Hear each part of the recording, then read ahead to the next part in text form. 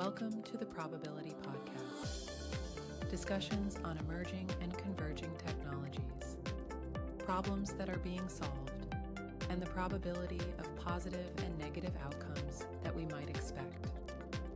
Now, please welcome your hosts, Jason, the generator Spracklin, and Patrick, the discriminator Lozon. Hey everyone, and welcome to the Probability Podcast.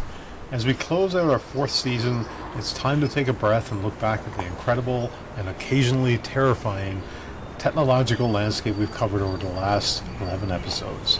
This season has been a journey through the systems that are redefining our identity, our planet, and our future, from the depths of the Pacific to the furthest reaches of our observable universe. We kick things off by examining the evolution of digital identity, looking at the biometric frameworks of the EU and North America and the rise of digital twins. We then pivoted to the physical world with autonomous robots and cobots. Exploring how models like Tesla's Optimus and Sanctuary's AI Phoenix are stepping into our workplaces. Our middle episodes took us even further afield, diving into the groundbreaking discoveries of the James Webb Space Telescope and the rise of AI scientists that are now accelerating drug discovery and materials research at a staggering pace. Of course, we didn't shy away from the cost of this progress. We spent significant time discussing AI's insatiable appetite, specifically the massive energy and water demands of global data centers that could reach $5 trillion investment by 2030. Wow. We also explored the final frontier on Earth, our oceans. From the $20 trillion opportunity in deep-sea mining to the physiological challenges of living in sub-ocean habitats. We also looked at how humanity is pushing into the 73% of the ocean floor that remains unexplored.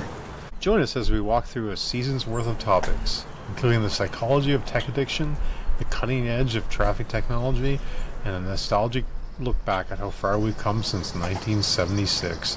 It's been a wild ride through the probabilities of tomorrow, and we're excited to summarize the highlights for you today.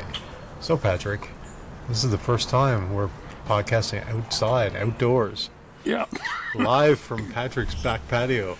With beer and birdies. Well, of course. As always, cheers, my friend. Yes, and so if we hear a dog bark and or vehicle drive by, we know what that's from. Yeah, it's been an interesting season. Of course, we kind of retread a little bit of ground, right? There's topics, of course, we can't ever seem to get away from AI, but we've certainly kind of tried to look at them through a little bit of a different lens, right? And try to look at, kind of take a little bit of a deeper dive into maybe more specific areas. Of course, about 3/4 way through the season, we did a first for the podcast, which is a trilogy. So we did a trilogy on, this was Patrick's brainchild, of a trilogy on the ocean. It was, I don't know if it was quite a Star Wars trilogy or Lord of the Rings trilogy level, but it was our own trilogy, as it were, right?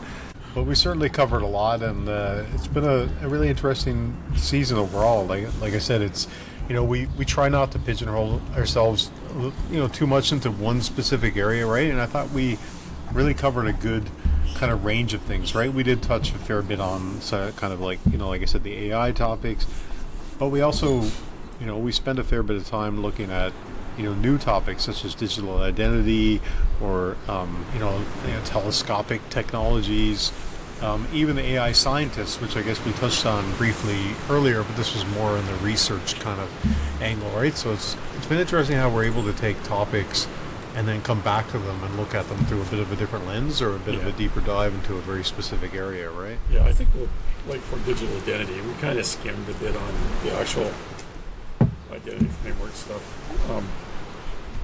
Reality is, my take on this, a lot of people are worried about what this is going to be, right?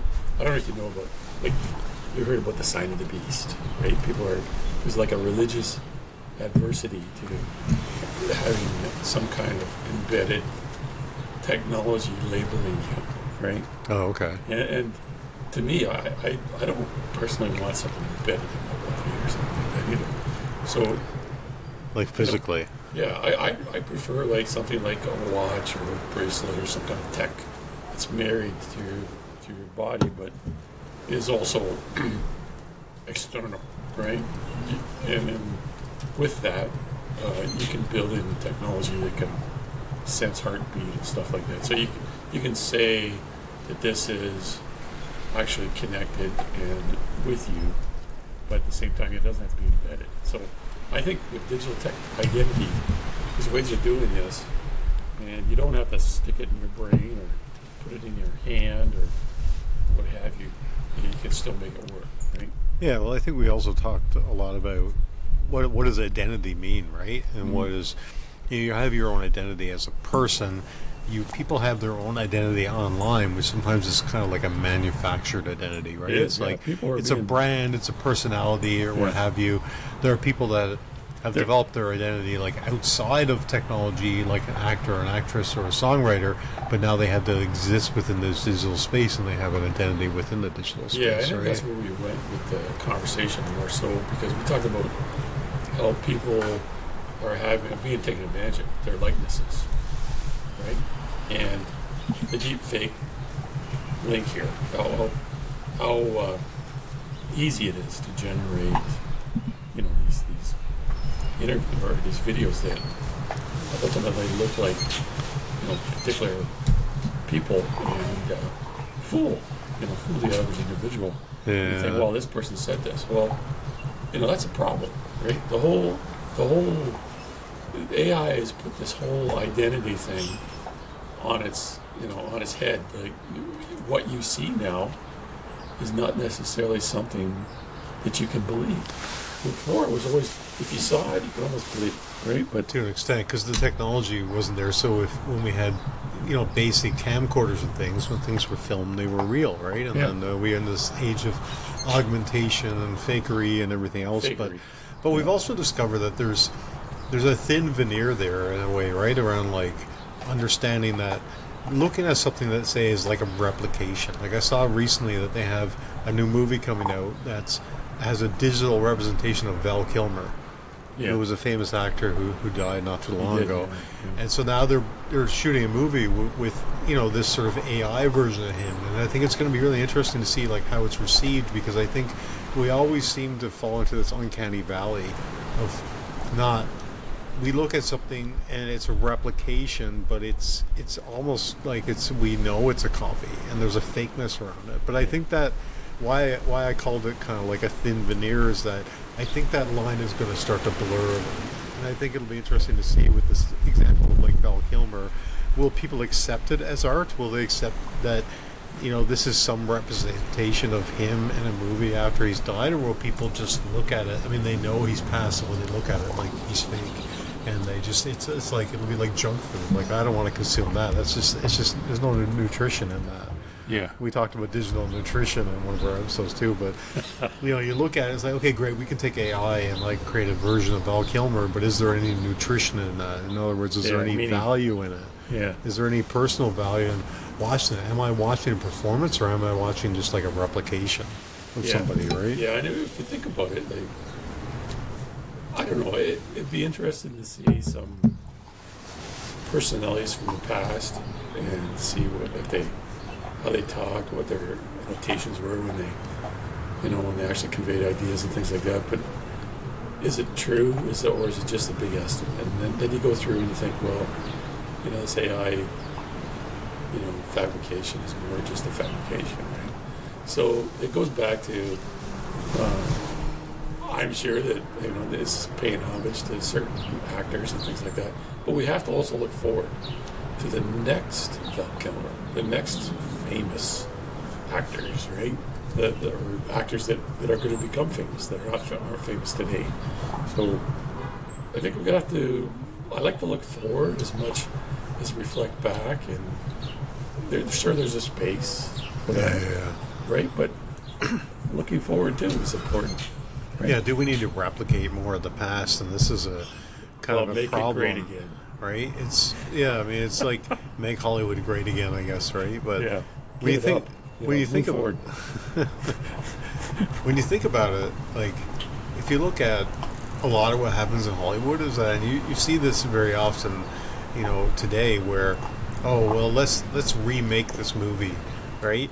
let's take an idea that was popular. In other words, like we can't really come up with anything new, or else like where we feel it's risky to put something new and see if it'll hit, right? So let's like replicate something from the past, they have right? No sense of I mean, there are so many great novels, stories out there that have been produced. It's incredible, and we're still stuck with how many remakes of Spider-Man? Come on. Yeah, you gotta stop this. But it's like they feel like it's a formula that works, so let's do it again. But the point is that all of these, great works of art, right? All these great movies that were iconic, people didn't know they were iconic before they put them out, right? They put them out going like, well, we think this is a really great piece of work, but we don't know where it's going to land. And then it lands and it gets caught up in the cultural zeitgeist and whatever, and it becomes like a thing, right? Like, you look at this, my wife's obsessed with this new, like, Devil Wears Prada movie. And somehow that, when the original came out, it got caught up in the cultural zeitgeist of things. I don't know if that's a word I should keep using. Zeitgeist. But, I mean, but at the end of the day, it happened, and then, like, let's try and replicate that same success. But it doesn't always work this way. And I've said this in a couple different podcasts, I think, when we talked about, the value of nostalgia and everything else. But, like, one of the things I find is that even when you personally try to replicate a moment, you go back to, a place or a restaurant or a city, you try to replicate this amazing experience you had, oftentimes it just kind of falls flat because it's just whatever happened at the time was sort of a culmination of magic almost, right? It was like the time, the moment, what was happening that day, and when you try and go back and replicate that, then you don't necessarily get the same magic that existed the first time, but we still want to come back and keep trying to like replicate that, right? Yeah. So taking, would I like to see like John Wayne, in a western or something? I mean, sure. I mean, it'd be very interesting, but is it really moving forward? Right? I think there's a place for some of this, and it's not the rule, right? It's more like an exception.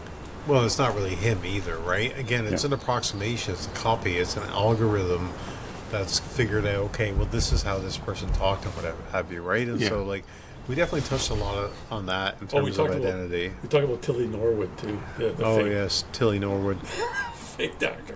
The new fake actress, the new, darling of Hollywood, as it were, right? And why do we need that? There's a million people that want to be actors and actresses, like you said, right? There's and like so many people, living on nothing in Hollywood, waiting for the next big break, and some AI company wants to produce this fake personality and fake image.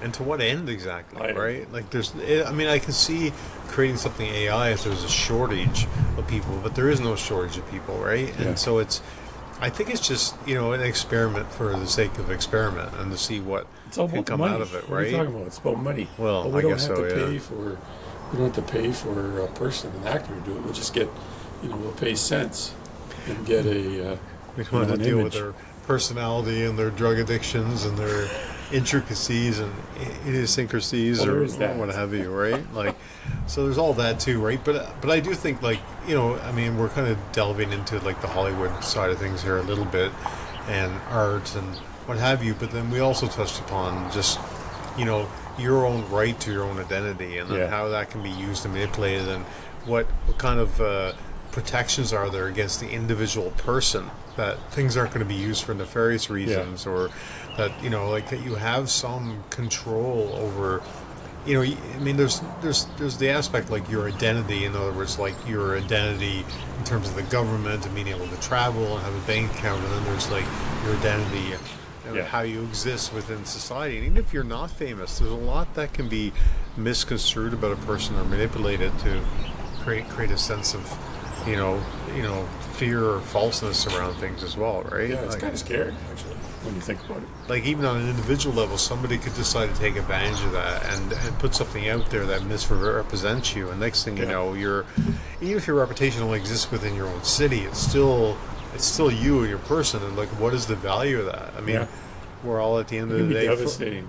Well, we're all at the end of the day flesh and bone, and so like everything that exists beyond that is our identity. It is our person, our personality, our opinions, our beliefs, and all that kind of stuff. So anyway, there was a lot that we dug into I thought that was a pretty interesting one, actually, around personal identity and understanding what that means to, like, the everyday person, what it means to someone who's a public persona, and even what it means that when you're a politician. And we've seen that, misconstrued in many different ways, right? So it's, in terms of digital identity, I think we're going to see even more and more challenges moving forward. I agree, and we are far from the end of this.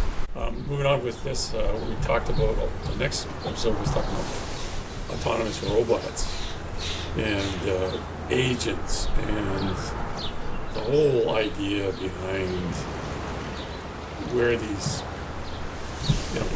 what these robots are going to be used for.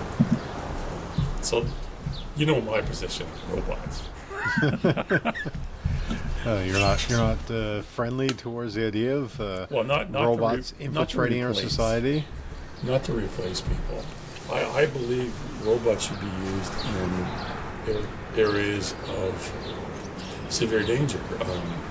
For instance, we want to build on the moon, right?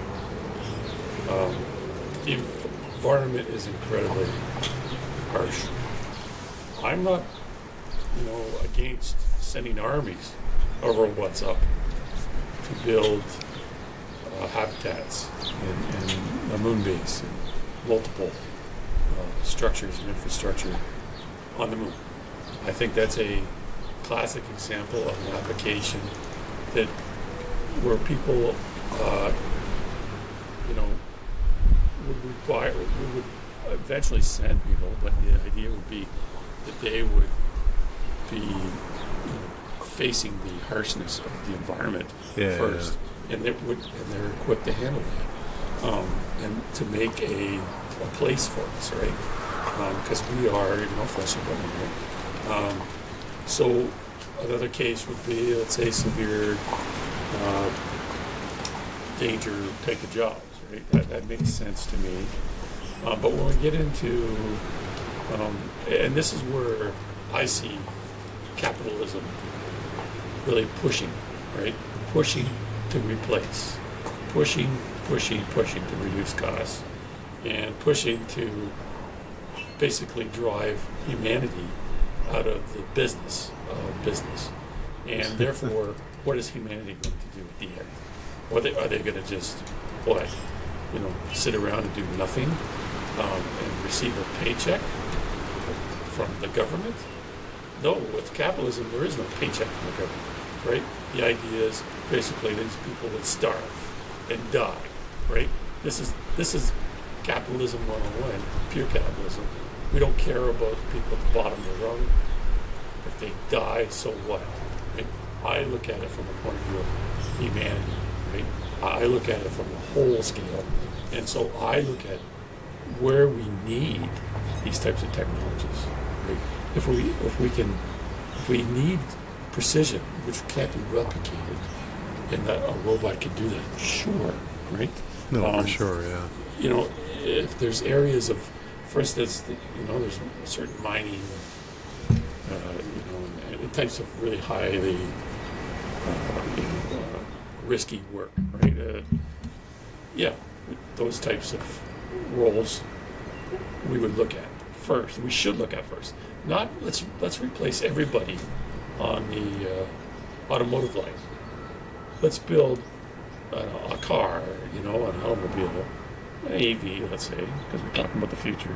Let's build that EV, but do it completely with robots. So what about the other side of it, though? Like, and just to play devil's advocate a little bit, right? Like, the Elon Musks of the world would say, well, we're going to do this, and we're going to build these robots, and they're going to handle all the, the physical labor jobs, right? But this whole new economy is being born of AI. It's going to but people are going to. There's going to be new jobs and new things to do, right? So they'll be sitting on their job will be standing in line waiting for their paycheck. Or are they going to be sitting there oiling the robots to make sure they're oiling their robots? But the robots are going to oil themselves at the end of the day. This is a different, right? Everybody wants to bring up this paradigm of technology, the whole technology change and shift. It just created new jobs in the end. This is not the same. New jobs won't magically pop up on the other side. Not of the coin. overnight, for sure. Right? Like maybe we're over building time, robots right? that Yeah. can fix robots. Yeah.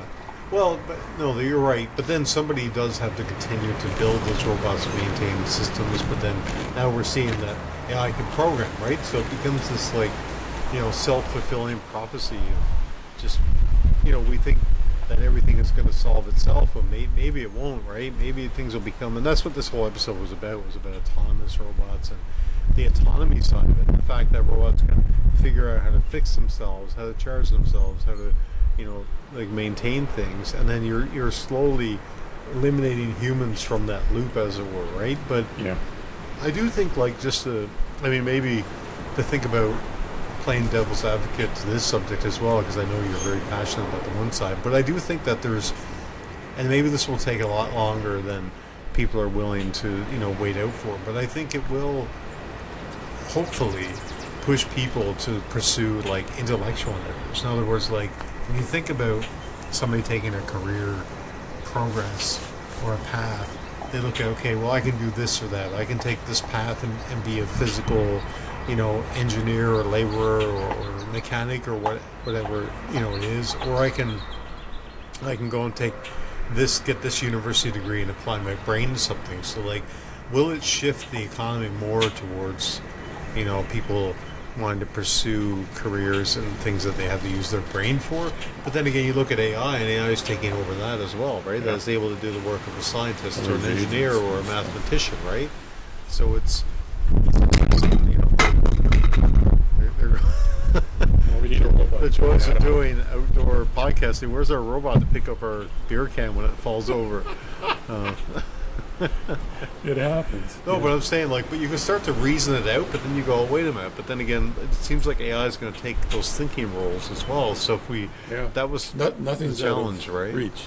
No, not really. But then again, is it, it comes back to that existential question of is that what we actually want? I know it's what these I think companies what we want, right? what we want is AI support and what I call AI augmentation. We want AI tools, and those are narrowband AI, right? They're not, full scope AI robots that are going to be able to do everything, right?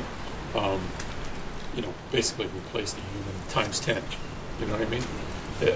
The idea of cobots, right? Which I like playing That's cobots. the term. That's the marketing side of it. It's just they're cobots. They're just friendly. cobots. They're going to cohabitate with That's you. right. Yeah, they're going to help you. They're going to work with you on the manufacturing line. They're going to work with healthcare and logistics and help you with environmental cleanup. And I look at it from a point of view of, if you design a specific type of robot that can do something that a person can't, then that's a great application. And so the laws of the world need to really take a look at this. The governments of the world, do you want to live in a country where 90% of the population does not have a purpose, right? That they have this, there's an expectation out there to develop their own new and wonderful sense of purpose, but meanwhile back at the ranch, everything is being done by robots. And anything that's being created, any idea, quickly gets adopted through the autonomy, of robots. That's hell to me. We already saw that. I think you're describing this What was that podcast, cartoon Patrick. there? When people get bored enough, they're just going to start a podcast, like the probability podcast. Everybody's just going to have a podcast. That's how we're all going to make our living. We'll sit around and listen to podcasts. Well, that's what's interesting when you bring up. So people, find their calling, right? And then we talked about tech addiction, which we'll get into in a little bit, where people are being, basically lulled into, going through the feeds on Facebook and on Instagram and on YouTube and on this and that. Oh, you're jumping way ahead now. I know, but the idea here is that do we have this grand calling? Do we? This grand adventure, this grand goal. Meanwhile, we're busy on our stupid phones, right? Doing a lot of wasting of time. Well, it's funny you say that though, because it's when you think about it. That really what it boils down to is people having a purpose, right? Yeah. And a goal and a mission. And I mean, that oftentimes is what a career is defined as being, right? That somebody sets out and they go, well, this is what I want to do. This is what I want this. Like, by the way, that purpose to be in the changes. world. That changes through people's life. Well, it does. Over time, people have restarted careers. But I'm just saying, the whole pursuit of a career is setting a goal for yourself that says, this is what I want to do with my time. Some people take that to another level and say, well, this is what I want my contribution to humanity to be. Like, I'm a scientist, I'm an engineer, I'm a teacher, what have you. But what happens when all that's taken away, right? What happens when you no longer, there's no options. Chaos. So you're just supposed to exist. You don't have a purpose or a meaning or a goal. Every day you wake up, right? That's hell. I take it all away because it's not worth anything then. That's technology run amok. That's got to a point where technology has taken over and there's nothing left for humanity. I don't think that's where we need to go. As a matter of fact, I know that's where we do not need to go, with an explanation at the end of it. Right? I mean, but that might serve the purpose of the technology companies, right? I mean, what their thing is to they're proliferate the selling technology and make money and stock options and everything else, right? All they're caring about, they want to feed the capitalist. And the capitalist is all about reducing cost, increase profit, right? It doesn't matter about the workforce. It doesn't matter about anything else. As long as you reduce the bottom line and increase the cost, or increase the bottom line by reduce the cost. Yeah. So to me, right, I look at that and I say no. I say no with a capital N and a capital O, and an exclamation point. Well, in case anybody was wondering, Patrick's very clear about his opinions around this. Absolutely. Yeah. No, I generally agree. I think there's some balance to be had in there, and I think that, like any technology, it can be really used for good. It can be used for an individual with a cause as an accelerant and be able to do more with less and not be, hampered by the whole idea of, the economy and, everything that restricts us, right? I mean, the capitalism works really well for the people who are successful and less so for the people that are not successful, right? But what ends up happening when this is I guess the positive side of this is that, when we have tools like AI that are relatively, when we have tools like AI that are ubiquitous and easily accessible, especially at an economic level, now an individual with a cause and a purpose can do so much more than they used to be able to do. The augmentation side of it. You used to have to tie into people with money and power and influence, and now an individual can tap into the internet with a whole bunch of technological power through AI and everything and do something really special. So I always like to look at things through the possibilities, I don't have a case right? of that yet. Yeah. Well, we're not there. That. I think we're starting to see that, where people can, do things more autonomous in a sense, right? Where they can unleash this technology in a sense for good. But I think it's just a balance, right? I guess what I'm saying is that, I totally get your point of view and I agree with it, but I also think that the other side is it does help democratize things. I like to use that word democratize a lot, but sure. Giving people tools to be able to do powerful things at scale, and that was what social media is something that did that for people as well. And I think AI is very similar. Again, like any technology, whether it's AI, whether it's communications, whether it's rock and roll, it can be used for good or it can be used for evil, right? Yeah, and I'm not totally against capitalism either. I'm more of a balanced approach on this stuff. Yeah, right? 100%. And this balance, when it goes to one side or the other side, is devastating. It comes up with devastating results. So we have to keep that, and it's the same thing about maintaining what we call the middle class, right? A healthy country has a healthy middle class, and when this type of thing happens, it's a paradigm. It's a shift. A paradigm shift where everything, basically all the wealth goes to the rich. Your middle class is decimated. You have poverty, and then you have the extreme rich, right? And this is where we're going to with this kind of model. So, yeah, it's not good. But we did talk about drone development on there. And I think drone development was extremely interesting. we talked a little bit about Ukraine and how they're in the military and how they're developing drones. We talked about what we're looking at from a point of view of surveillance, security, even warehouse management and cinematic filming and emergency response. Lots of capability there from drones, which is a brand new technology, really. Oh yeah, exactly. Yeah. I mean, there's a lot to be thinking about here, and part of what we do here in the Probability Podcast is we sometimes we look to the past, right? Sometimes we're like, oh, back in my day or back in that, and we'll get to that a little bit later in terms of we kind of look back at the 70s and compare it to today. But oftentimes what we're trying to do is like peer into the future, right? We have a telescope. Yeah. Like we have we're trying to like peer into a distant future and what things might look like. But we actually took that to a very practical level in episode 3 where we talked about telescope technology. Yeah, and I think we touched on that a lot of points about that. We didn't do as deep a dive as what we could, but we did talk about what AI is helping there. We have, big data processing from the point of AI where they're actually, we're devising these telescopes that are doing full sky scans, and they're basically processing all that data, from a nightly perspective and analyzing what's moving out there, analyzing what we're seeing, and I think I read a specific one where they isolated basically UAPs, right? So there's a lot of amazing technology being used to position and navigate, image correction, enhancement, artifact removal, and predictive analysis, all driving new discovery. So that being said,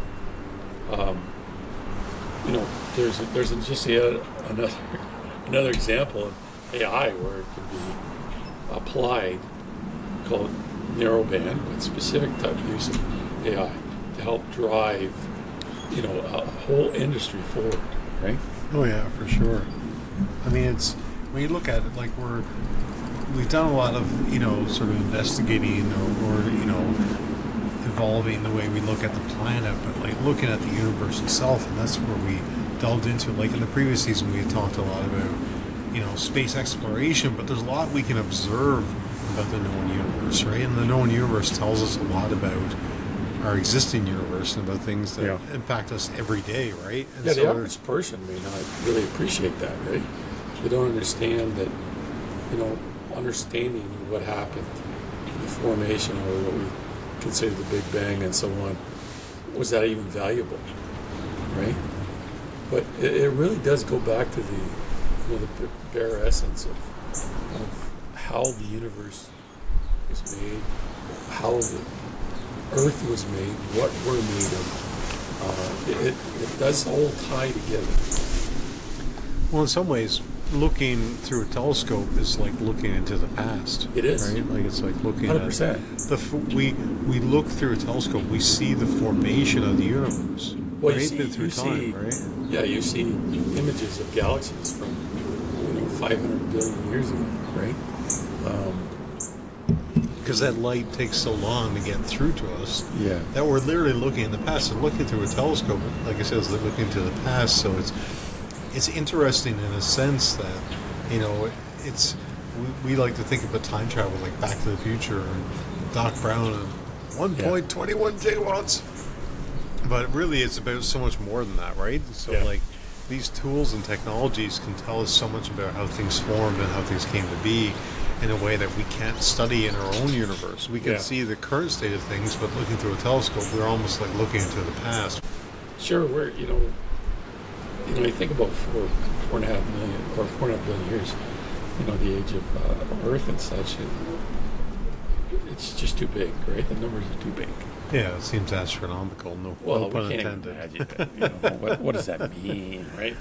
But the idea is that that things happen, right? Over time, and we need to understand what those processes are to get a better understanding of what's going to happen. Yeah, think about it like as a person, right? Like your whole past the way you grew up, right? Your environment, through childhood and everything. It develops, a picture of the person you are today. And it's the same thing, right? That looking at our past can help define not just where we are, but our future and where things are headed. We don't always tend to think about things that way, right? But everything is contextual. And, there's one of my favorite, I'm sure I've said this many times on the podcast, but one of my favorite artists is the band Metallica. And their latest album, the last one they put out, was called 72 Seasons. And when I looked at the meaning behind that album title, and these guys always think a lot about their album titles and their meaning and everything, it was the idea that 72 seasons is the first 18 years of your life. The first 18, right? However many seasons per year times 18 is... Like a rock. 72 seasons. But the whole point and the whole theme on the album is that's what defines you as a person. Yeah. Is your first 18 years in life, and that gets really ingrained, right? It gets really, like, you can try as much as you want to change yourself as a person, and sure, you can evolve and you can change and all that, but really that first 72 seasons is what really truly defines you. And I can certainly attest to that. There's so much about my experience in my first 18 years of life that is fully ingrained and defines me as a person. Well, that's at 52 years of age, we right? We can't farm that stuff out to robots. You know what I mean? We can try. We got to live it. We got to live it. If we can't live it here, then we're going to live it on the moon or live it in Mars. Or we need to live it. We got to make. By the time we get 18, we got to say we lived. Well, back to what we talked about earlier, everything else it's a facsimile, and this is the part that I think people forget, right? And just to put things in perspective in terms, like back to AI, is that whatever AI is doing is it's studying all this information about the history of mankind, or looking at the entire history of you as a person to try to understand you, and it's doing things and it's creating a facsimile. It's not actually creating anything out of anything. It's not. No. There's nothing original there. There's no real Some original words. thought. So even as amazing as AI is, it's still based on, what we've done in humanity, ultimately, right? It is a mirror. Yeah, That's true. funny you mentioned that. It very much is. When you look at like these large language models, they're very much a mirror. Yeah. Because it's taking all the information and it's studying it and it's kind of putting it back to us. And by all means, it's able to do that huge synthesis of data and crunching numbers and things that maybe we can't do or we can't do as fast. But there's nothing different about it, in a sense. But I think we're only up to the biggest thing episode 4 we're now. going to see out of telescopes is through AI, the processing of big data. So these telescopes, going like data that telescopes have generated from the last images that they generated from 20 years ago, and you're looking at that data set through time, right? We're going to see new and wonderful discoveries out of that. Oh yeah. So I think that's an example where AI can be utilized to look at all that information. Well, finally, a good use of AI. Absolutely. Yeah. Yeah. See, we're not all doomsday. No, on the no. Probability podcast. That's right. But we're only up to episode 4 now, Patrick. Yeah, the scientists and the agents. So the idea of having a cobot, A cobot, A co-scientist, co-scientist. a co-partner. yeah, a little AI buddy, and he's gonna. The thing about science is there's a process, right? A lot of science experimentation and discovery is done through repeatable process. Yeah, Right? yeah. So if you can automate the process, right, and utilize AI there to help accelerate the process, and utilize the scientist as the director, the one who steers, the one who makes the ultimate decisions on key milestones, then you can accelerate discovery. I do believe that.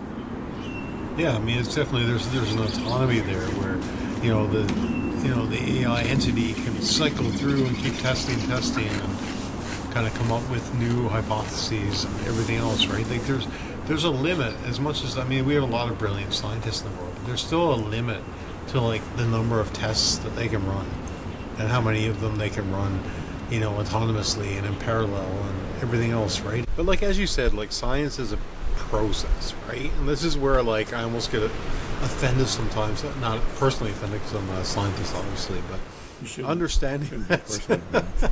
But I almost am to a point, right? Because it's like scientists go through a process to figure things out, and then they constantly reevaluate that, right? They're supposed to. They come to a hypothesis and they come to a conclusion on things, and then they go, okay, this is what we think based on It depends on who observation. hired the scientists to do the job. Well, and whether or that not too, they're yeah. influencing the scientists from doing this pure scientific work.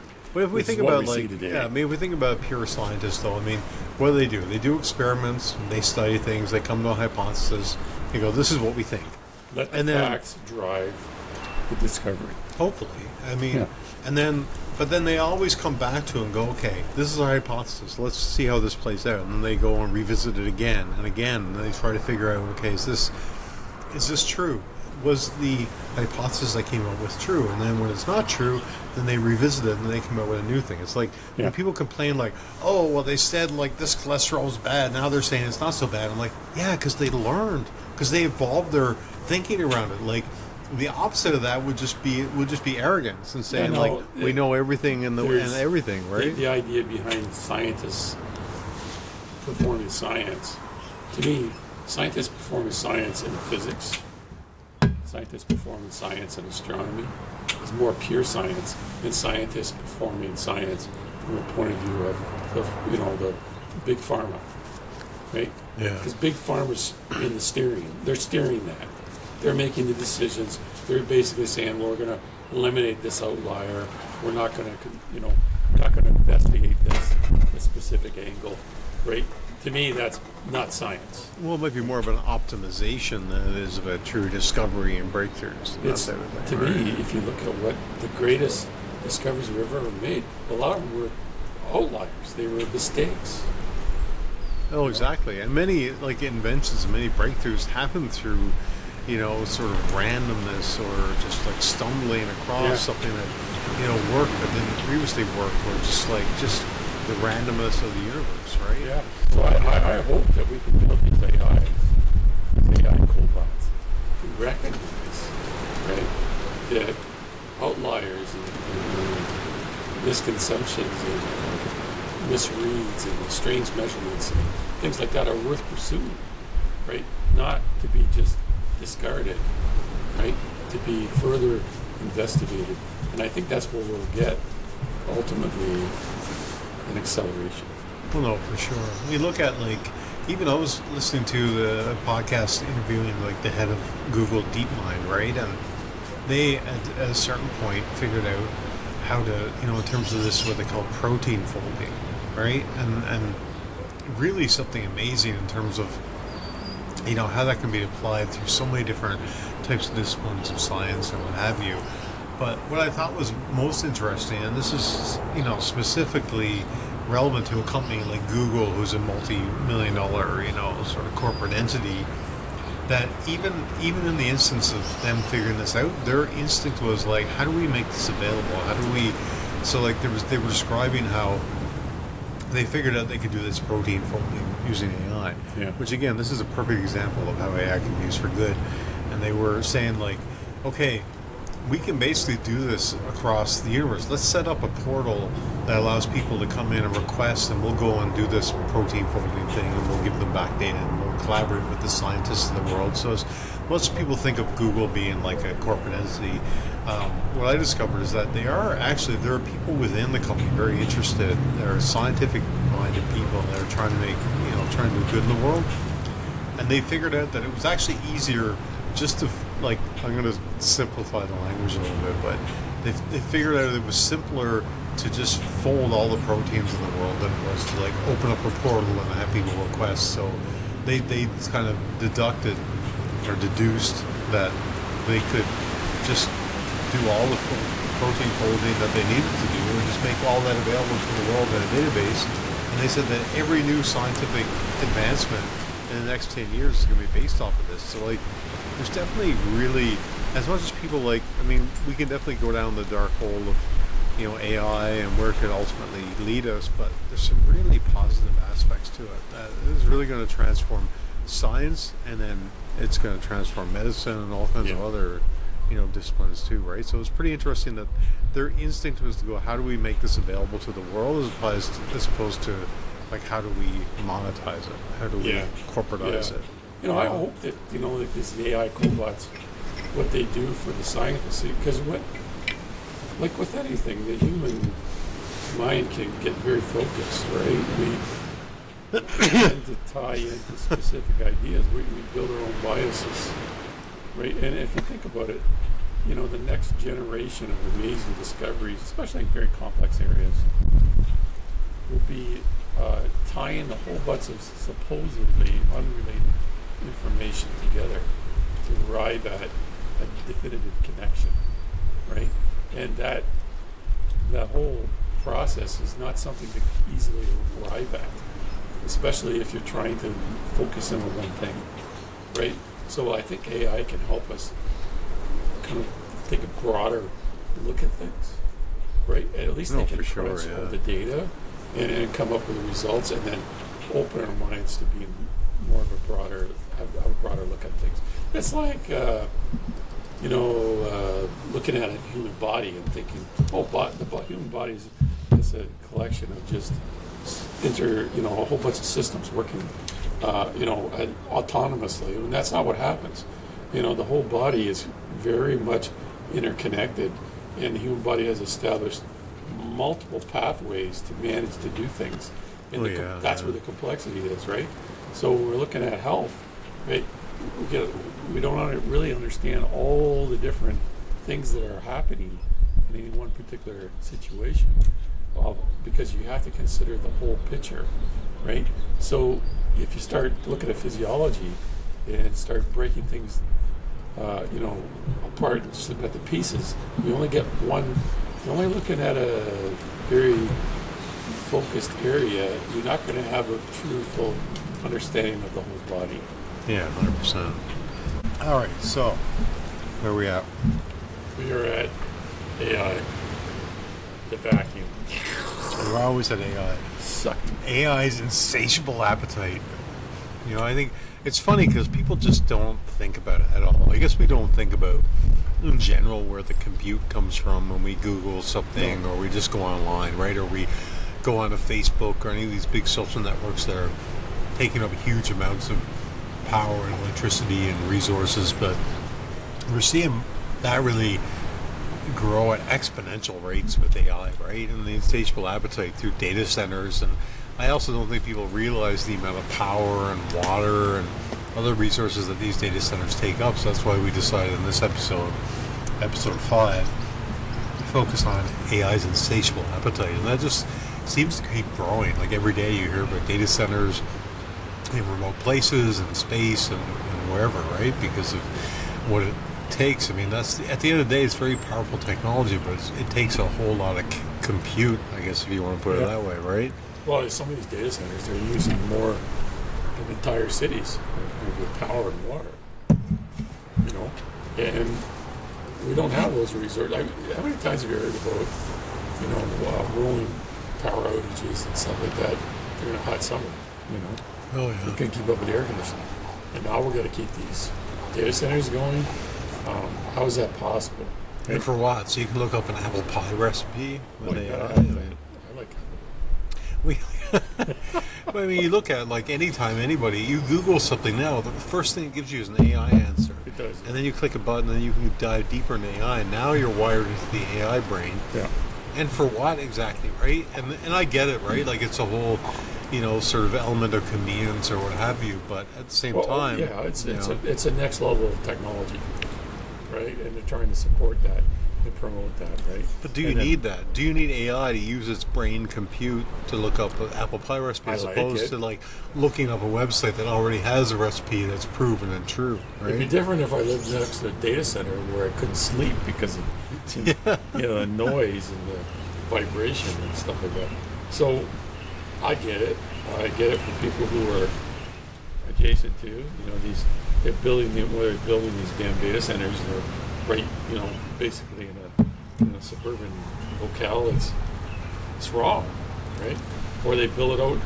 We're going to build it out in some rural area. I mean, lose hectares of food producing land because you got to create some more juicy tidbits of technological digital data, which won't really feed you at all. Just back to that digital nutrition, right? Yeah, digital low nutrition. nutrition type stuff. Yeah. I mean, it feeds the mind, I guess. I don't know. Yeah. But we Yeah, I get it. mean, you can't really underplay though, like the environmental impact and all this, right? And there's No, this need to build these huge data centers. Now they're going to build them in space, and they're going to build them again, it's really powerful technology, but we're like taking things to the nth degree. They're going to take the path of least resistance. They're not going to build in space. They can. Some municipality is pushing to build their. Oh, we just build here, and we'll provide you all the resources you need, right? Yeah. And meanwhile, they don't have the resources. From the bigger scale of things, they don't have it, right? And these municipalities are expecting, jobs, and money. No, you don't get that either. What do you get? You start these, you build this construction work. It takes a little while. Build these centers, but it doesn't take that long, right? And off they go, right? The whole aspect. Well, then they're just self-sustaining, right? Yeah, and then the maintenance side of things. You got contractors go back and forth to all the different data centers. How many people are really working in the data centers? It's equivalent to like what? 24 fill-up station. You got the attendant. Sitting around watching for something to go bad, and then they call somebody up. Yeah. Right? It's a bit of a joke that these municipalities get sucked into this. I mean, I can't believe they're that naive, but they are. Well, I mean, but everybody's looking for an economic edge, right? And they're just trying to sell this, solution to them. Like, hey, so this data center here. Built on lies. But again, what is it doing? It's taking up resources. It's creating noise pollution. It's there's all these things that are happening, but now you have this sort of arms race in the AI, community around whether it's Meta or Elon Musk companies or what have you, and they're all racing to build more and more data centers, to do more and more compute, to drive more and more economic growth for the company. And it comes back to a little bit about what you were talking about is, capitalism and this need for exponential growth, right? When you look at continuous growth. If you have a company that's public and you have, people have shares in the company, you have board members, everybody's looking for the portfolio to grow. It's all about growth, but growth in and of itself is kind of a means to an end, right? In that it's, there's no such thing as, unending, exponential growth, right? Growth through different economic situations, whatever, things will stall over time, or they will slow, or what have you. So really, is growth really the metric that we want to look at? Because this is what these companies are looking at, right? And they're all competing against each other to be the biggest company in the world, the biggest valuation. But that's back to the idea of self-fulfilling prophecy. I mean, that really doesn't end well at the end of the day, because is it really about growth? If you look at all the compute we have now, it's probably more than sufficient to solve a lot of the problems we have today and to really provide people value. So why are we still chasing this idea of growth? It's a lot of it is just tied up in the economics of it, as opposed to the practicality of we have enough compute now to solve a lot of things, so why are we continuing to pursue more and more? We need more growth, more data centers, bigger and better, big things. So. Yeah, if we think about it, I think there's a criticality here that we're building too, right? So what we do is we build these... Critical mass. Well, no, what I'm saying is a critical dependence. So we build these systems, banking, aviation, healthcare, what have you, to tie into these AI systems, right? And there's no capability there if the AI goes offline, right? Yeah. So bottom line is any critical system, like we'll talk about aviation, if it needs AI, it needs to have AI available. So you have to scale that up in multiple non-failure mode, right? Redundancy mode. that costs a lot of money, right?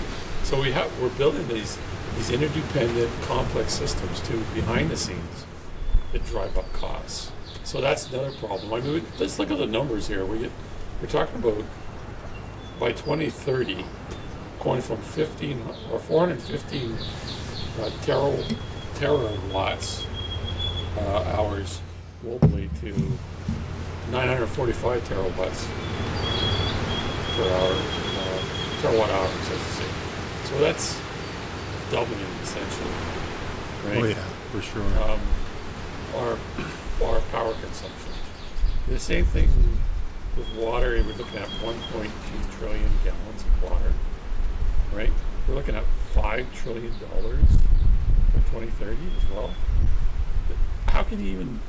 Well, it's this unsustainable. is Unsustainable, Yeah. right? Yeah. That's the biggest problem, right? That's the thing. It's like everything is, all good and fine when we think about growth and progress and everything else, but is it actually sustainable, right? And we're seeing like a lot of energy and what have you being redirected into AI that could be used for other things, and is that the be you all hit end the all, nail on right? the head. Yeah. You hit the nail on the head.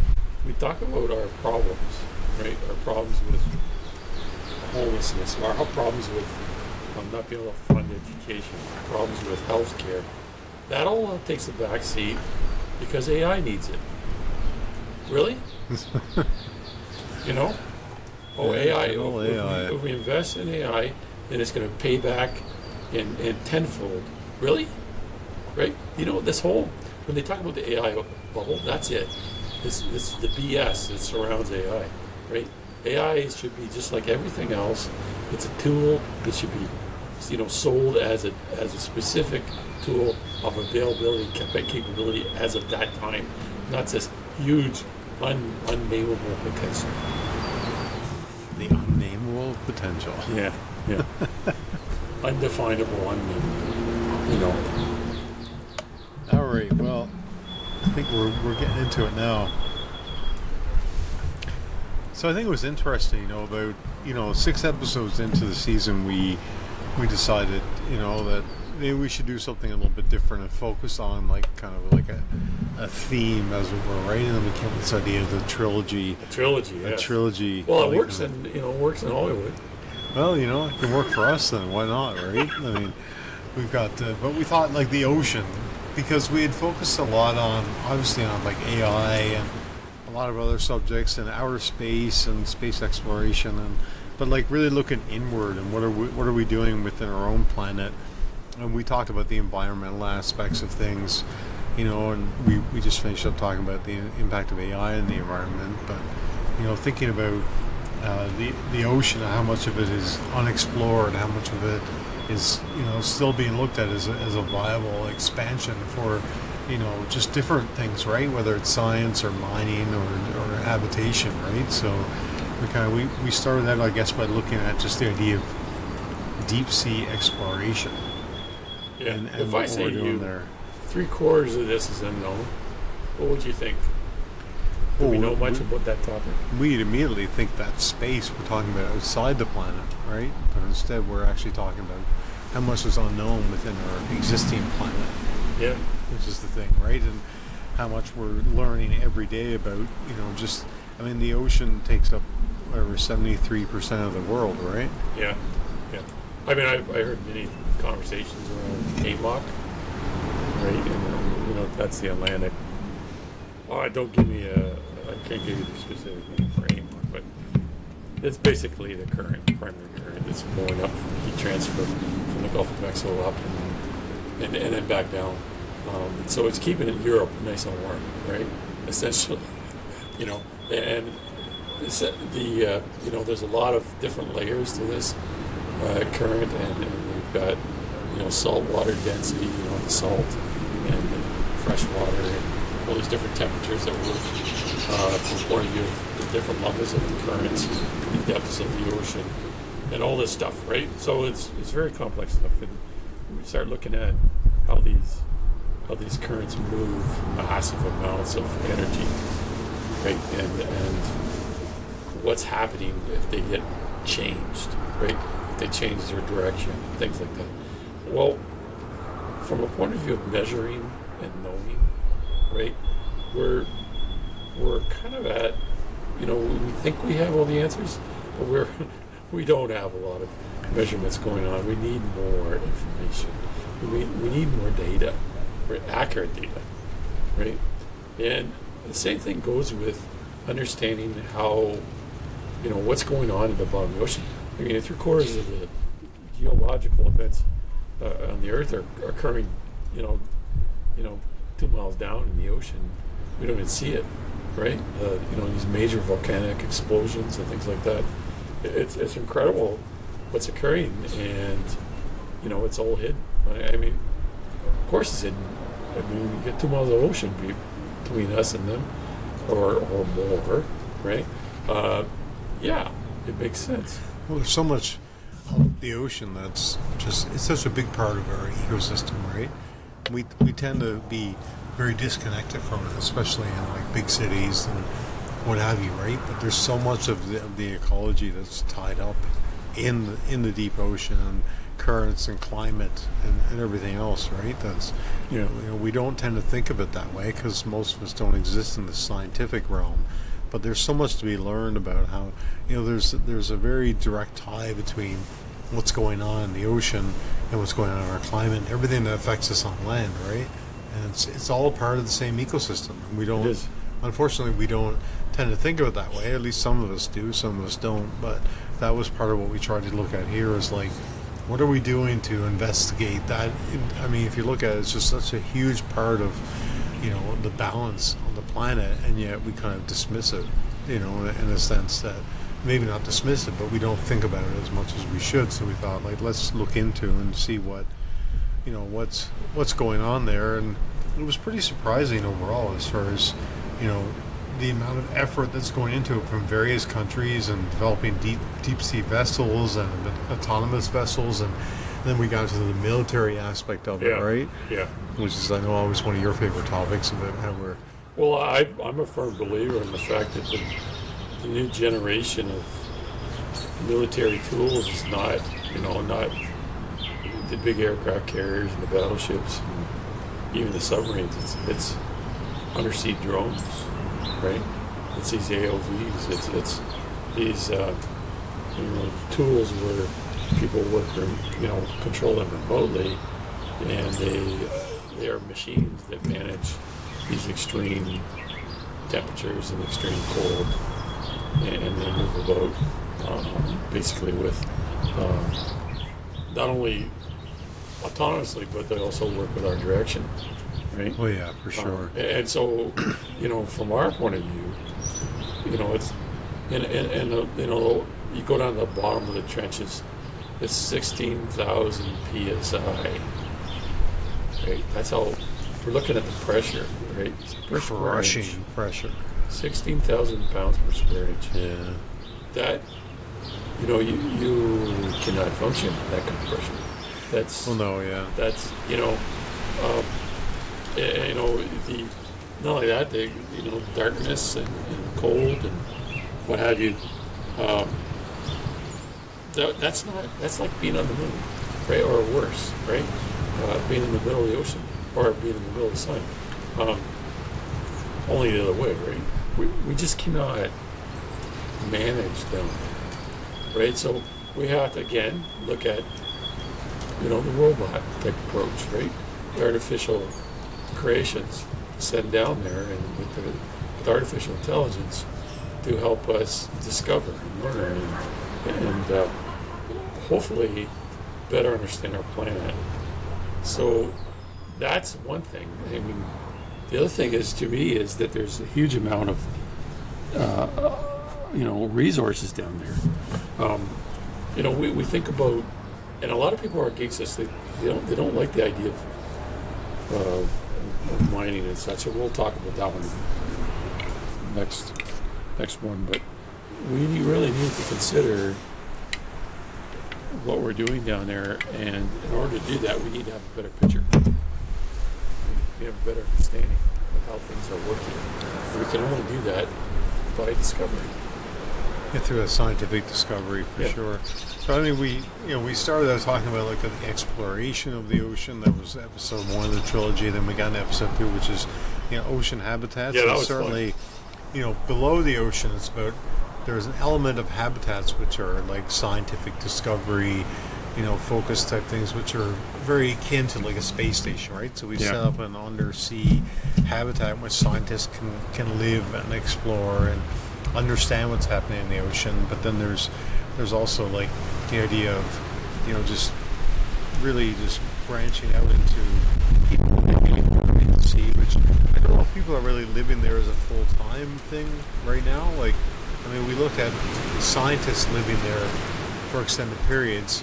For humans, it seems to be more of like a tourist type thing, right? Yeah. Like that we're going down where there's undersea hotels and things, but really, is that where people want to spend the majority of their time? I don't know. So the habitats episode was very interesting in that there's different reasons to want to like have more of a permanent residence on the sea as opposed to just sort of going down as like a tourist, as it were. Like even some of the exploration is just more of like a tourist like type idea, right? As opposed to living there permanently. But you look at how much of the ocean makes up our planet, you can see why they're trying to build these floating cities, that type of thing, right? Yeah, I think the big thing there was that really the most interesting from a point of view of life, right? Areas really are, we start looking at 200, 300 meters, the continental shelf part.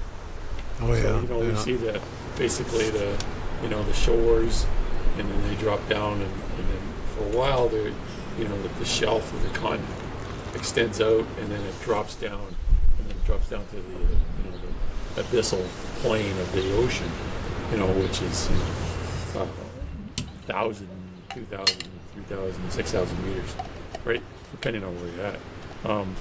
So the idea there is, if you're first 200 to 600 meters, that's where the continental shelf is. And that's where a lot of life is, right? Yeah. And so if we're looking at, studying the ocean, being able to live down there in habitats, that's kind of the key area to hit, to target. So you start going into, multi-thousand meters down, what's the net gain there, right? What are you going to see? I mean, you've heard the term extremophiles, right? Yeah. That's where life basically exists in extreme situations. It shouldn't exist, but it does. Instead of using sunlight, they use chemicals from a volcanic, what do we call those? You got tubes that come up, so on and so forth. It's a whole different form of life that's formed down there, and those extremophiles exist under temperatures and pressures they shouldn't. That's very interesting stuff. And we're talking about being able to work in that area of for mining and such. That's an area which we don't really understand at all. Well, true, yeah. But a lot of life still focuses in under that 1,000 meter range, right, in the ocean. And understanding that is still an incredible adventure for us to get to. We don't know what we don't know. We need to discover more. Well, we made that correlation to like the universe and like exploring the universe and outer space, and like how much we don't know about outer space, but we don't know a lot about underneath the surface as well. But we're discovering that there's a lot of potential in mining and minerals. And so like it was interesting that initially I didn't know, like, can we do a whole episode around mining in the ocean, but we quickly discovered there was a lot to look at there, right? From the logistics of it to what's actually available down there compared to what's available on the surface, and the huge amounts of minerals that we depend on for cell phones and other technologies. Like, it was really something else. Yeah. The bottom line was, when we get into ocean habitats, was the challenge of the engineering, just being able to build on that, in that continental shelf region. I think personally, achieving that is just like building on the moon. the science and the technology that we evolve from that pursuit will feed back into everyday life. Right? Oh, for sure. Yeah. We need to have these adventures. We need to have these goals in order to push into understanding and developing our technologies and our capabilities in order to grow. Right? Of course, we also talked about floating cities, and the big one was the Blue Estate Group. I thought in the Caribbean. I mean, Maldives and Oceanic City and the dedicated cruise ships and all that stuff was interesting. But the Blue Estate Group, that's when we started talking about the building of basically a fabricated country with its own set of rules. Like a sovereign country. That floated around in the ocean. And it became a tax haven for the very rich. And things like, that's what we discovered. Really, it was that it was more. It was more geared towards the ultra rich than it was, like helping the average everyday person. But it is an alternative, right?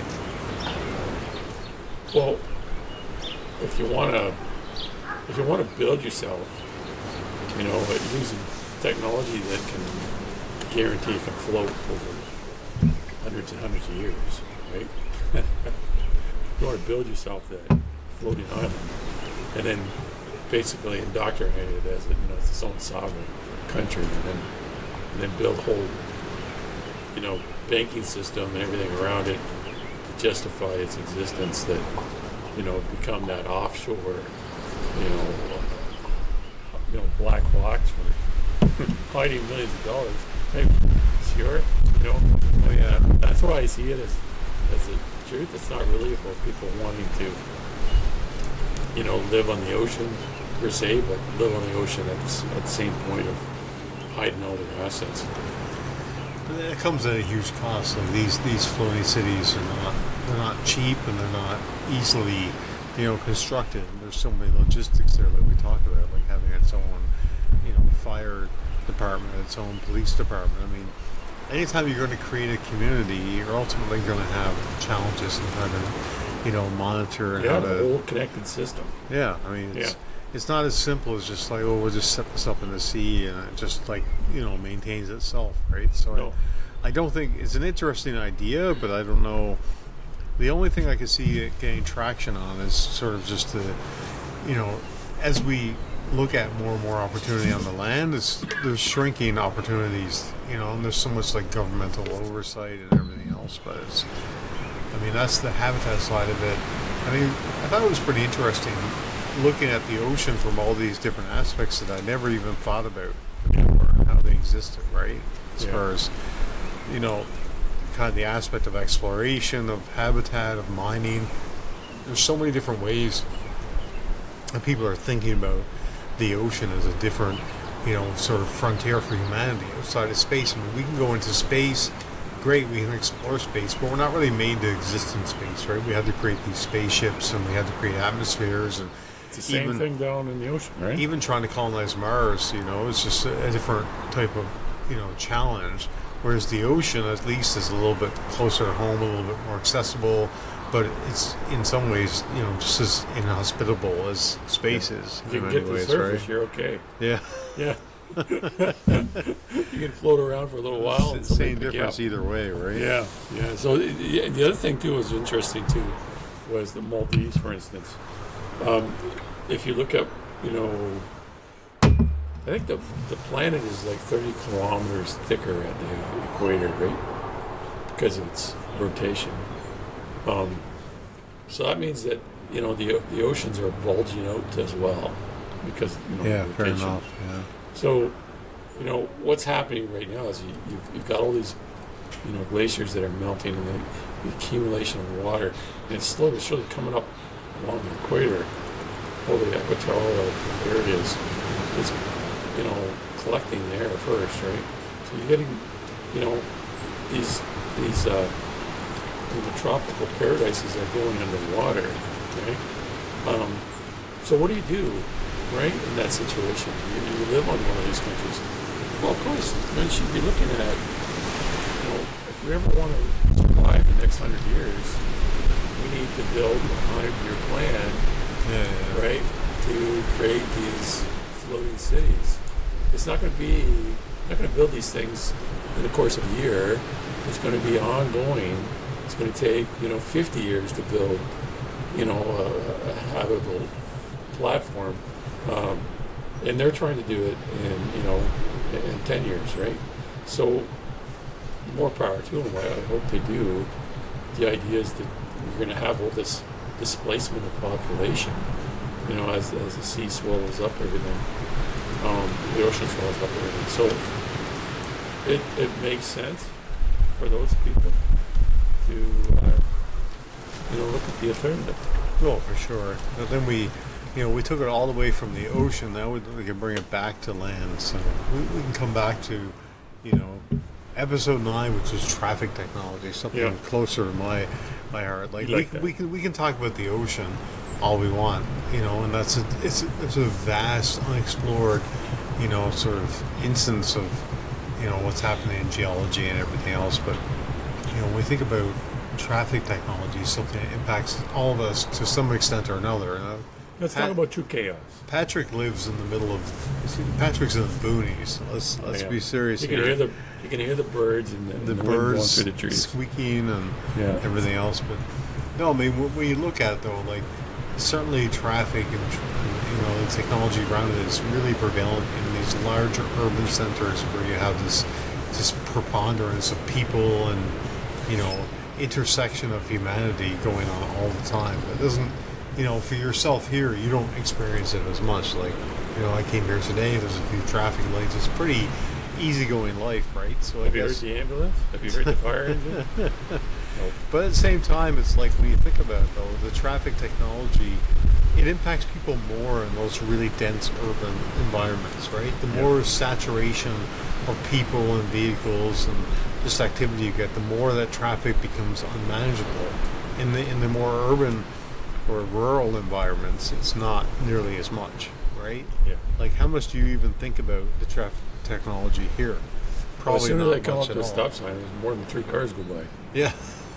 It's like, what is this? This is a traffic jam. But it's not a huge impact on your side, right? Because it's pretty manageable with the amount of people here and the amount of traffic and intersections, what have you. When you're in a big city like Toronto or LA or, I mean, it's just, you get to the point where it's like gridlock and how can we solve this? How can And you that's live in the area that bad? How can you put up with that?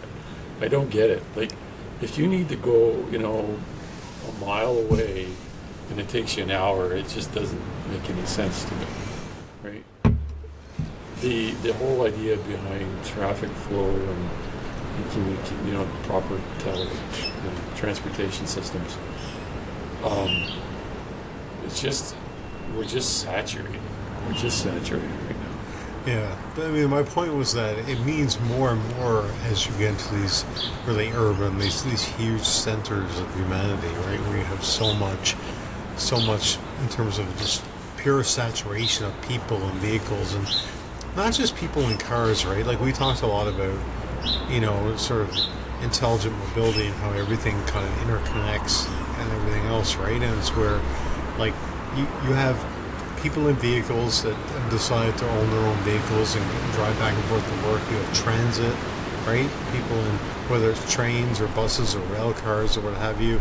You have like emergency vehicles and police vehicles that are trying to break through the noise to get to emergency situations. And when you end up with that kind of saturation of all these different transport modes, and each mode has their own purpose, right? And don't forget all the delivery trucks. Well, yeah, exactly. Delivery trucks, and so it's a whole ecosystem of people and technologies that are all trying to coexist in the same space, and that's where it becomes more and more difficult ultimately to like coordinate everything. And how does and then it comes down to flow. How does everything flow? When it's fairly simple, like here in Patrick's backyard, where there's there's a few people. The people are going to the grocery store. Or maybe there's the odd emergency vehicle, but when you end up with that more and more of a saturation of that going on, it becomes more and more difficult to manage, and that's where the technology comes into play, where you need the technology that is not just observing everything that's going on at the intersections, but also like, connecting the vehicles to the infrastructure and trying to like amalgamate all these different data points into something that helps everything flow. And that's really what it is all about at the end of the day. Yeah. It's not about like one technology or one perspective or one viewpoint. It's about how do all these different modes of transportation exist like peacefully, but more importantly like efficiently. How do they all work efficiently so that because that's really what a lot of what people think of like traffic. When we think of like traffic jams or whatever, it's all about conflict, right? It's about this part conflicting with this part, or this. There's so much saturation, everything starts conflicting, and that's ultimately where you end up in the way, in trouble, right? Yeah. Well, when you think about it, though, so when you get the system and then it reaches a saturation point, right? With existing rules and supporting systems around it, what can you do, right? You need to look at how can you improve the systems and support it in order to raise the efficiency and reduce the chaos, right? And I think that's where we're at. I think this idea of having flow management systems out there that can basically advise drivers and or automatically advise robotic or autonomous vehicles can help. We got this big mass of chaos going on, and if you have V2X systems, basically advising traffic flow decisions, you can, from a point of view of a larger picture, make a bad situation, a lot less, right? Oh yeah, for sure. You can only layer so much technology on things, right? There does become like a saturation point where it's like you can't really solve at the end of the day. I don't know if that's. Yeah, I think this is where the V2X and all these other traffic flow systems, we haven't met that ultimate saturation at every given spot, right? Every given city corridor, right? Maybe we have, but I would say that there's lots of potential out there to improve things. No, 100%, right? I mean, it just comes back to the idea of, we think ultimately technology is going to be the solver of all things, but, sometimes it's not, right? And sometimes it's the root of all evil, right? It's the addiction side of things. So if we want to segue into the technology addiction. Oh, let's get into that. Yeah. That was a fun one. That was the episode where we discovered I have multiple facets of technology addiction that I need to address. You do. I'm sorry. I'm really sorry for you, man. You're a lost cause. Patrick was playing a psychologist and asking me a bunch of questions, and I slowly realized that I was in the throes of technology addiction that were unaddressed kind of thing, right? Yeah. You're lost. I'm sorry. But it's like, at the end of the day, it's the addiction side of it tends to be, sort of self-fulfilling in a sense, right? It's like you get addicted to it because it's giving you like a dopamine hit, or it's solving you the problem of navigating, right? You're either using it as a convenience thing, you're using it as a practical thing to get to where you're going, or you're using it just to entertain yourself every day. But it ultimately is fulfilling a need, but when does that need become an addiction? Yeah. Is what we... When does it turn into a spot where you cannot go without it?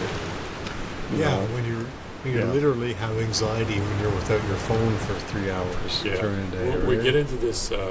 We start looking at this a little more. We've got this dopamine loop where it talked about how the human brain works and how we get these hits of dopamine, these little rewards, this positive reward feedback mechanism when we, are reading through our cell phone and getting information and connecting with specific other parties and that kind of thing. So we're getting that, and can't go without that.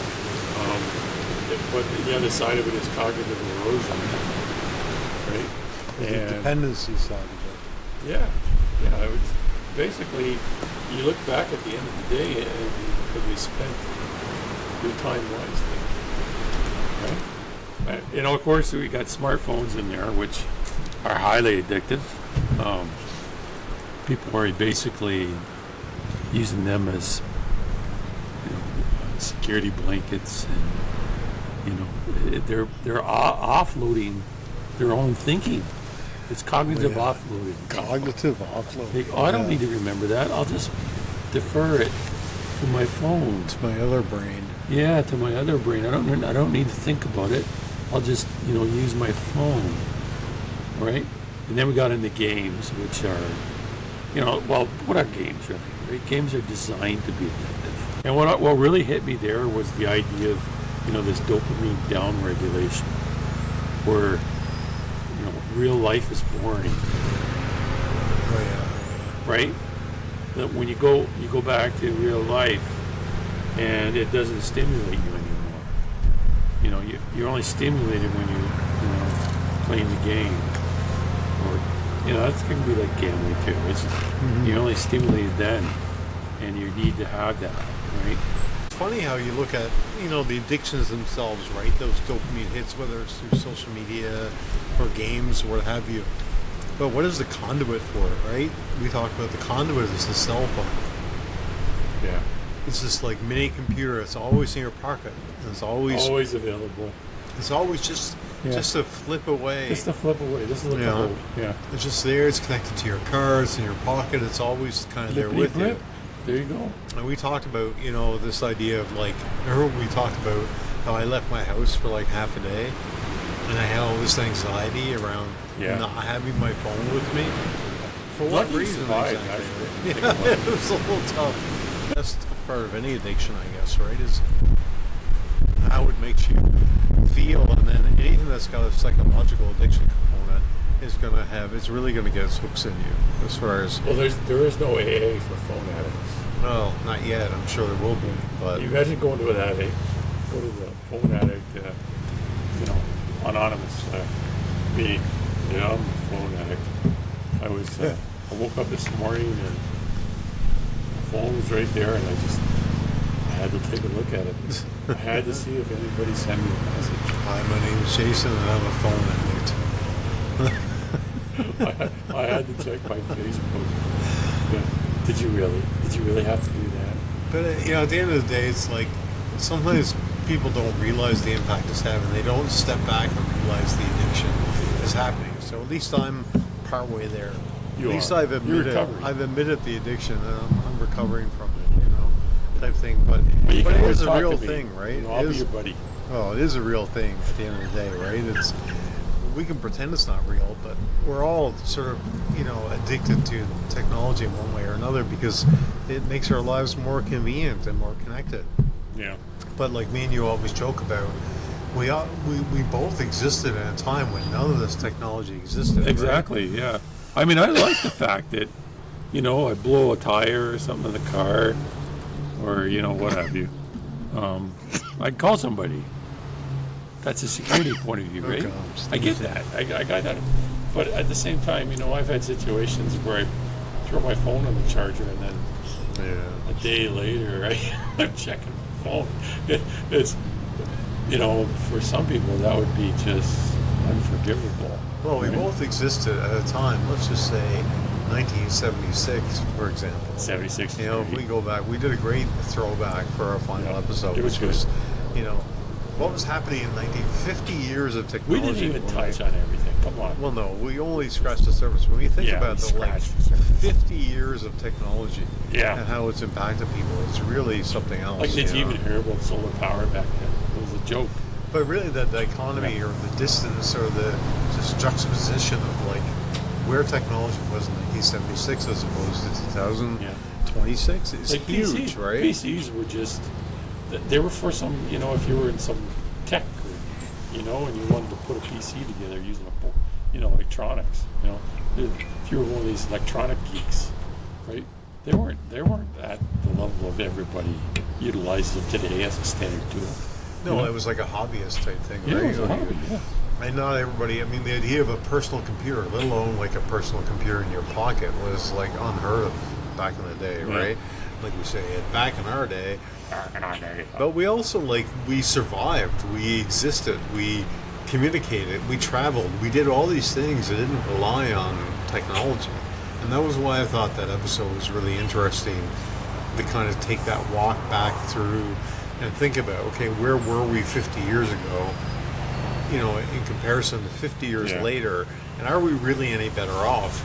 And, you know, in some ways, certainly, right? Like, as we talked about during this whole podcast, you know, like, advancements in science and space exploration and ocean exploration and, you know, everything else that comes along with it has I grown like leaps and locking bounds. the car with my fob.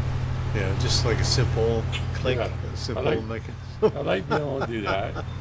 You know, So you don't think remote doing start it in with the your middle of phone winter. is improved? The fact that you can do it through the cloud is improved at all? No, because No. then they charge me for subscription. Yeah, exactly. It's like, no, I'm not interested in that. But But I that mean, if was, it's on my fob, yeah. But that was kind of what we talked about, right? We were kind of like, you know, 50 years of, you know, advancement in technology, and, you know, outside of like the scientific exploration side of things, you know, are we really any better off? And then maybe in some ways not, right? Maybe in some ways we're just fooling ourselves into thinking, because Yeah. we all operated fine back then, and we existed within the We universe, go to the and we ball, had, man. you know, Go to the ball, they're full. You know, you go to the arcade. People, you're there to talk to people, interface. Nowadays, who do you talk to? Like, you get in an elevator and everybody's got their nose stuck in a phone. No, in a lineup, in a queue at a store, everybody got their nose stuck in a phone. Nobody wants to talk to anybody. It's a social, you know, escapism. Nobody wants to interface anymore. It's a joke. I don't know it's how. a vacuum. I don't know how the younger generation is ever going to be able to form families. Yeah, I mean, it does say a lot about the social construct of everything. I mean, technology is supposed to bring us together, and is it actually bringing us together in the way that we want it to, right? Or Well, is think it- about it now. Okay, let's just say that. We're going to bring people together. Let's bring everybody together. You bring a whole crowd of people together right today, for whatever reason. What are they doing? Again, they got their nose stuck in the phone. Are they really interfacing socially? No. No, they're just they're there in body, but maybe not in spirit, right? Yeah, or they, you know, the other side of it is, okay, you talk to somebody and it's very at a superficial level, and then you're instantly gravitating to your phone because, you know, somebody texted you and you're having multiple FOMO. conversations, Yeah. right? Well, there's somebody right in fucking front of you, Well, exactly, right? right? And There's somebody then, in front of you. and then that comes back to the idea of like being in the Matrix, right? Like, are you in the real world or are you in the Matrix? And that's, I guess we kind of touched on that a little bit as well, did, right? yeah. Around like this perception of what is reality versus what we think is reality, and how, you know, these digital spaces are kind of shaping our reality. But Well, especially with bots, right? Yeah. You know, not only do you have, you think you're in this amazing space where everybody's sharing ideas. Meanwhile, you got these bots generating bullshit, right? And throwing it in the conversation, right? They're not even real. we're creating our own reality for us as opposed to Yeah, they're experiencing steering reality. right? steering Yeah. conversations and injecting BS, right? You see that a lot nowadays. Yeah, well, I thought that was an interesting conversation, though, about kind of really looking at where was technology in the 50s, right? Rotary Yeah. phones and Plastic. dial-up internet, I guess. Music media. I mean, where was it at, and then how did it enrich our lives compared to where it was before? And I think we ultimately landed on that it really didn't, or really hasn't enriched our lives in many ways. In some ways, maybe it has, and I'm sure it will continue to. But in other ways, there's something to be said for like the simplicity of the technology we had in the 70s. Even before that, we didn't even have any of that technology. We didn't go back to like the 60s or the 50s, but they didn't have any technology, right? Beyond like a phone, a radio, Well, the toaster. and a television, right? They had the Yeah, they're very trifecta basic. of Black things and white. there. But those things were maybe those things were enough, right? That Well, maybe I know my 65-inch TV, LCD OLED TV is pretty amazing stuff. But, you know, bigger scheme of things, you're still watching TV. Yeah, you're still taking in the story. You're still watching TV. Is it really that different, right? I don't know, but I mean, maybe that's the lesson of the whole season, Patrick. It's about like how really are and I guess this is a theme for the whole podcast. But like, is technology actually solving enough for us? Like, is it? It's growing, science in other areas in ways that were unexpected, but would we have gotten there anyway? And is the accelerant, is the idea that we're getting there faster, is that better? Do we need to get there faster?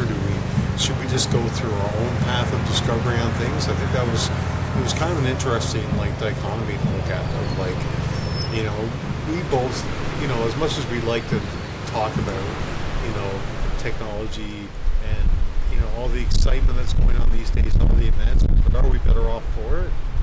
I don't know. Yeah. I mean, I guess that's like what I get to is that I think in many ways we are. In many ways, like it is really fantastical about what's happening, whether it's AI or other types of science that are progressing. It's really amazing. But at the end of the day, are we any better off than we were in 1976? I don't know. I don't know if I'm convinced of that yet. We should just pass that on to our avid, listeners and see where they chime in. Well, there you go. So let us know. What do you think? Are we any better off 50 years later? What do you think? I think I'm better. I don't know. I think the jury's still out on that. I'm better. The world is better. We'll let our listeners decide. I don't know if the world's any better off, but hey, man, it's an interesting time to be alive, isn't it? It is. Cheers, buddy. Cheers. Thank you for listening to the Probability Podcast.